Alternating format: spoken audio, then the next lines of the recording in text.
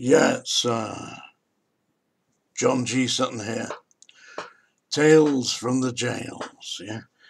Thanks for the kind comments, by the way, and I hope that you're subscribing and like the video, yeah. Anyway, I'm going to talk today some more thing about stupid stuff that you wouldn't believe that prison officers would get up to. I mean, for a start off, when I joined the prison service, I, hand on my heart, honestly believe it was a career. I didn't think it was just a tuppence halfpenny job I could get any time. It was quite difficult to get in. A lot of references had to be taken, and they checked up on every single job that I'd had and sought references from every single employer, going right back to 1964, and this is in 1975. So it wasn't it wasn't anything. It was a job very similar to being in the police or the fire service. That's how I looked at it, and that's how it was promoted. Nowadays, they're letting 18-year-old wet behind the ear kids to get a set of keys and go around locking people up. And there's no wonder it's out of control. And they've got private prisons, which I previously mentioned are a damn insult to society. You know, exploiting criminals who have down on the luck. A lot of people get incarcerated for the most ridiculous of matters, like failing to pay for your television license. Listen, is it the duty of the government to entertain me? And if it is the duty of the government to entertain me, what makes them think that I like Graham Norton? Shut that door. Give me a break. They're paying him nearly £1 million a year, or I don't know how much. BBC. Then they have these ridiculous programs on. Every program you put on the BBC, it's cooking, it's dancing, it's antiques. Yeah? Give me a break. That's got nothing to do with the government. And they're forcing me to fund it. I don't think that if it was taken to the highest levels, but the people get locked up because they don't argue the case. Yeah, I would argue the case.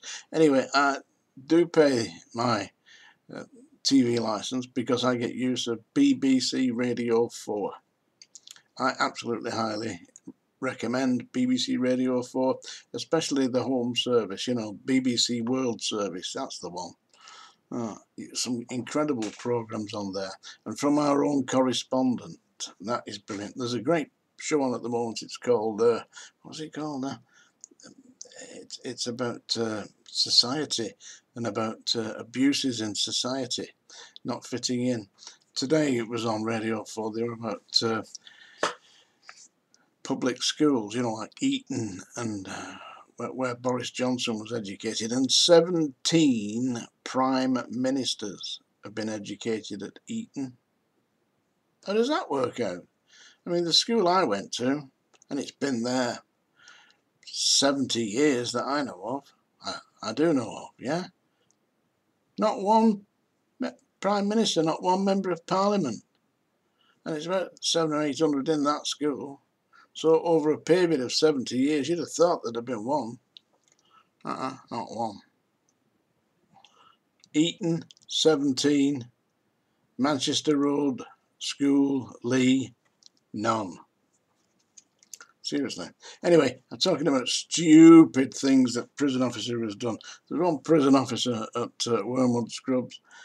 How this had happened, I don't know, but he went out of the gates with his cell keys in his pockets. Now, that's the keys to all the gates and all the cells in Wormwood Scrubs.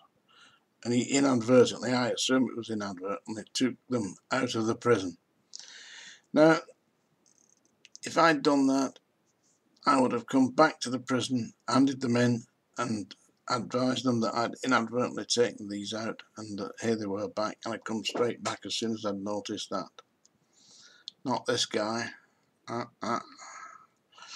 He went to the local train station, into the toilets, took his keys off his keychain, because they hook on, keys off his keychain, and hid them in a toilet cistern on the toilet, one of the cubicles. He went in there, put the keys in there and hid them, where they were discovered.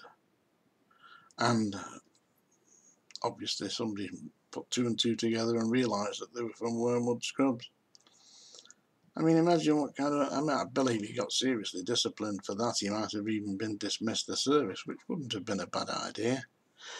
But I mean, to actually what kind of a mindset operates on that level. There's another guy at... listen, this is good. It's truth, this. Worked at Strange Ways, yeah? Decided he was going to take a shower, yeah? So he went into the shower unit, you know, for the staff, you know, where they get the gym things, yeah. And inadvertently, he didn't know that into the thing had come some young postal boys. Of course, he was in the shower playing with his plonker, you know, in other words, masturbating in the shower, whilst all these postal trainees came in. It went round the jail like wildfire, that one. What do you think happened? You might have thought, you know, he'd got hauled up and said, this is inappropriate behaviour. Oh no. Within 12 months, he was been promoted in the same prison. Been promoted. Notorious wanker. Yeah. Strange world, isn't it?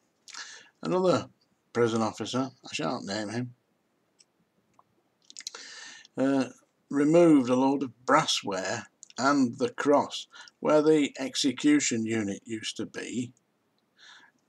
There was directly opposite the gallows on the wall, there was a cross, a wooden cross, yeah. And that was when they did away with, when they abolished that hanging, and by the time we got into the late 70s, it was quite clear that there was going to be no further hanging, so they decommissioned that unit. And as they decommissioned it, this guy lifted the cross off the wall and purloined that. For those of you who are not familiar with what the word purloin means, he basically thieved it, you know. He didn't just thieve that, he thieved a load of brassware and part of the gallows.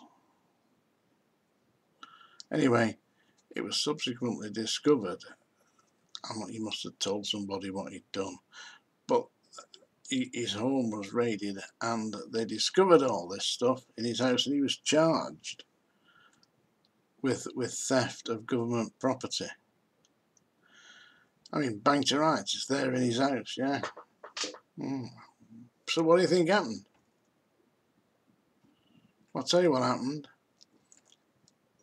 The police preparing the charges charged him that on this certain date in July of, well, it was 1981 or something like that, 1979 or whatever it was, yeah, you did take this property belonging to the Home Office and remove it on a specific date. And they got the proof, they got the property, they got all that. So, what do you think happened? Yeah, that's the funny handshake, you see. Funny handshake. You see, he could absolutely prove that on that particular date that they had charged him, he wasn't in the country. He was out of the country. He'd gone on holiday to a foreign location, and he could prove that he was there. So when they got to Crown Court and they presented this evidence against him, you know, this property was found, and I think, yeah, fine, they've got the property, but they got the dates wrong, so he couldn't have done it. Case dismissed. Funny handshake. Yeah. Strange world, isn't it? That's what happens. Dangerous thing, these having secret societies, working within society, within prisons and with the police, yeah, and then the judiciary. I mean, you don't know. I mean, you could very well go and hire a solicitor who's a funny handshake merchant. Yeah, and instead of representing you, they're representing the people who are shaking their hands in a very odd manner. Anyway, I'm now going to, thank you for your kind comments about my recent offering. Yeah, and by the way, yes, Richard III at the Royal Shakespeare Company, highly recommend it, very good. Quite emotive at the end, what was throughout the play, the scenery of a castle wall. In the last scene, it morphs into a cenotaph. Yeah, and they put wreaths upon there. You see, it brought to mind all the people who have been killed in the wars, because the end of Richard III is the Battle of Bosworth Field, where Richard III was, in actual fact, the last monarch of British Isles, of England and Britain, to be killed in battle at the Battle of Bosworth Field. Shakespeare wrote this dramatic ending where he's shouting, a horse, my kingdom for a horse," because he was in army, you see, and if you get knocked off your horse when you're in army, you can't get up because it weighs that heavy. And of course, Richard III was knocked off his horse and he was killed. So I highly recommend it. Royal Shakespeare Company, Richard III. I'm now going to mangle a song which is from by one of my favourite performers, writers of popular songs, and that's Bob Dylan. And this is his song called Tangled Up in Blue. Just take a drink, so I've got a gruff voice, which is nearly impossible, as you've probably gathered.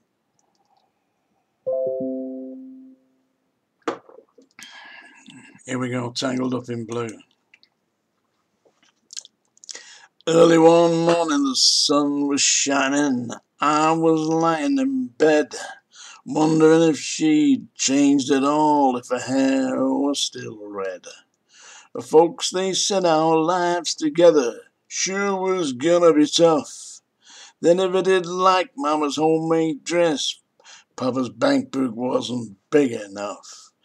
And I was standing on the side of the road, rain falling on my shoes, heading out for the East Coast. Lord knows I paid some dues getting through.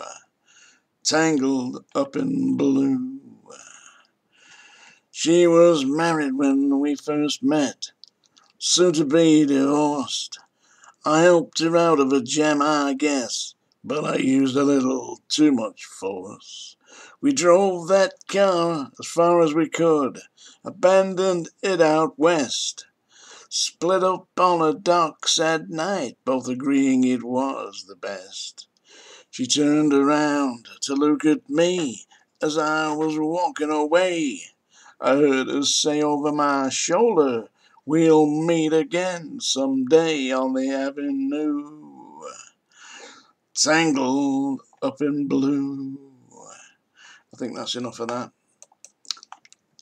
Bob Dylan's crying. I don't blame him. Anyway, I hope you've subscribed. Nice and liked. I'll see you all soon. Tales from the Jails.